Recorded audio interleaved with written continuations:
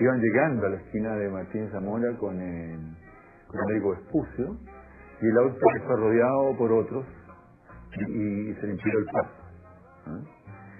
De un jeep que queda al otro costado, sale gente, rompen el vidrio con un mazo y disparan hacia adentro. Muchos disparos, ¿fíjate?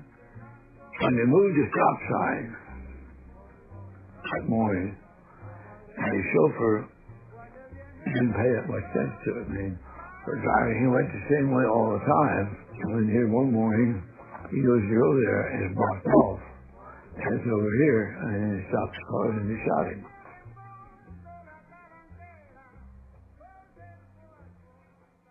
Was it American mischief? You know, that was investigated ad nauseum by an opposition senator, Church. And if you read the Church hearings, it's all there. And nobody was indicted. Nobody was charged with illegal acts. Ms. Kissinger, the presence here should not be interpreted as meaning that he himself was ever involved in any plot to assassinate any foreign figure. In the Church Committee, the CIA testified that Kissinger had been kept fully informed of the Schneider situation every step of the way, even after October 15th. Kissinger maintained that he turned off all coup plotting on October 15th. For Kissinger to be correct, this would go down in history as one of the greatest misunderstandings between the White House and the CIA. When you read the documents, Kissinger was very clear. He said, let us keep pressure on every Allende weak spot in sight, now and into the future until such time as new marching orders are given. The CIA walked away from its meeting with Henry Kissinger, believing it had been mandated to continue trying to foment a coup in Chile. On October 19th, according to the CIA, Kissinger's aide, Alexander Haig, was briefed by the CIA on continuing coup attempts.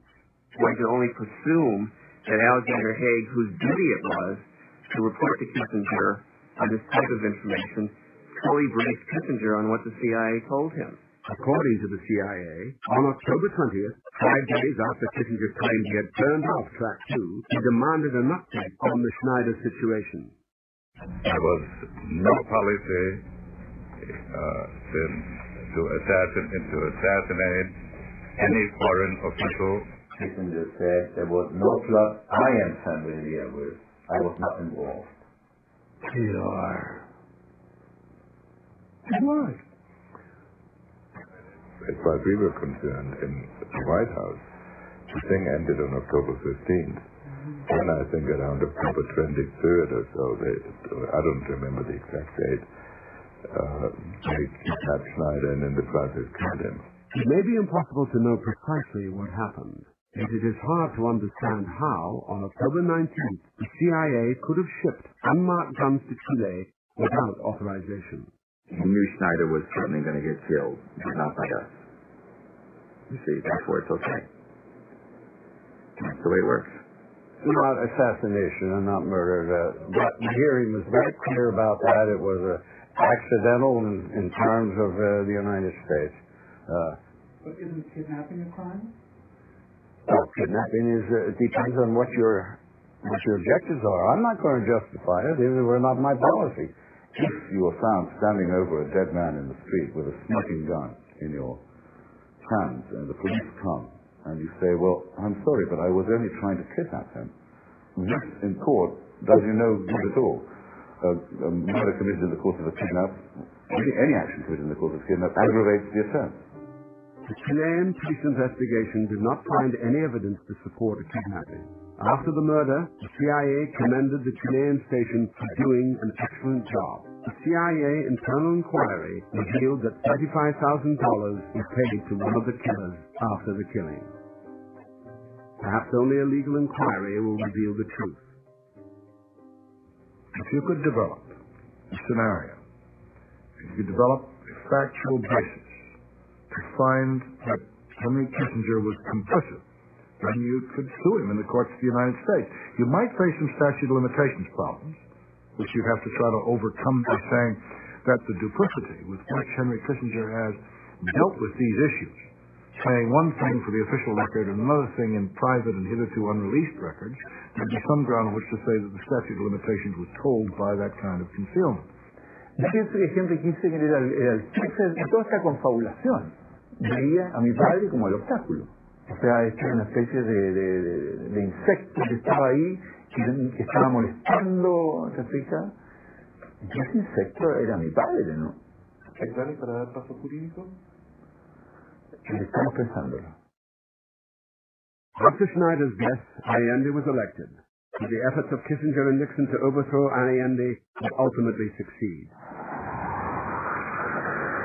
In 1973, military forces launched a coup in Santiago, killing Allende.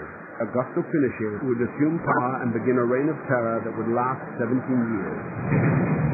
The date was September 11th. 28 years later to the day, the Washington Post announced a lawsuit brought against Henry Kissinger by Rennie Schneider Jr. for the death of his father. The news would be overshadowed by the events of later that morning.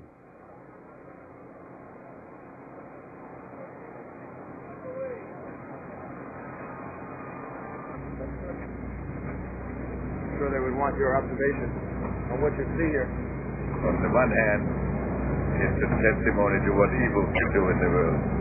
But what the mayor and his associates have done here shows the resilience and the power of the human spirit.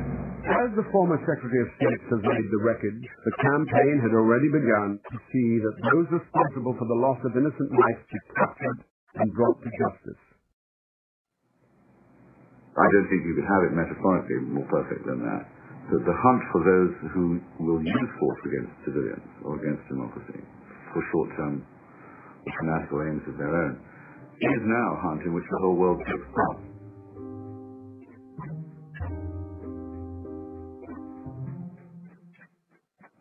And there can't be any exception. Whether or not Kissinger is guilty of crimes against humanity, this case raises issues about the accountability of public figures, the way the past haunts the present, and the movement for universal justice.